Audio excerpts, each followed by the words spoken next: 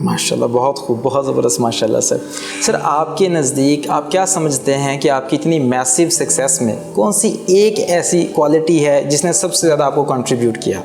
سب سے اہم ترین چیز ہے کنسسٹنسی، مستقل مزاجی۔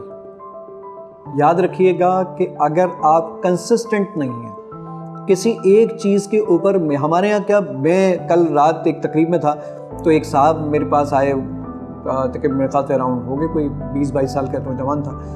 وہ آ کے مجھ سے کہنے لگا کہ جناب کہ میں ایک جاب ڈھونڈ رہا ہوں، اگر آپ اس میں کچھ میری مدد کریں، فلاں کریں۔ تو میں نے کہا بھائی کہاں جاب کر رہے ہو؟ انہوں نے بتایا میں فلاں کمپنی میں جاب کر رہا ہوں۔ میں نے کہا بھائی کب سے کر رہے ہو؟ کہتے ہیں 1 مہینہ ہوا۔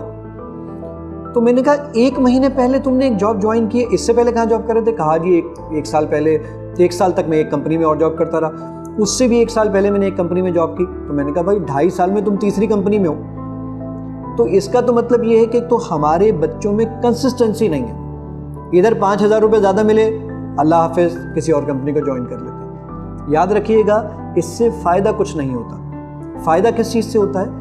جب آپ کسی جگہ پر مستقل مزاجی دکھاتے ہیں، رکتے ہیں، لائلٹی دکھاتے ہیں۔ اب وہ کسی کمپنی میں ابھی 1 مہینہ پہلے اس نے جوائن کی ہے اور وہ 1 مہینے بعد پر تول رہا ہے اور مجھے بتانے لگا کہ میں اپنی CV آپ کو بھجوا دیتا ہوں اگر آپ کہیں تو جناب یہ نہیں ہونا چاہیے۔ کنسسٹنٹ رہیں، مستقل مزاجی دکھائیے۔ یاد رکھیے گا بیج میں سے کوپل تبھی پھوٹے گی جب وہ زمین کے اندر رہے گا۔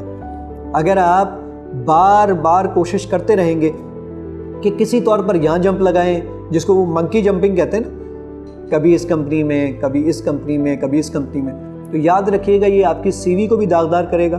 اور دوسرا نقصان آپ کو یہ ہوگا کہ ممکن ہے 2 جابس تو آپ کو مل جائیں، لیکن تیسری جاب آپ کو صرف اس وجہ سے نہیں ملے گی کہ کمپنی یہ دیکھے گی یا تو ہر سال کے اندر کمپنی چھوڑ کے چلتا بنتا ہے، تو جناب کنسسٹنٹ نہیں ہے۔ تو اس لیے یاد رکھیے، میں یہ چیز ہمیشہ سے سوچا کرتا تھا۔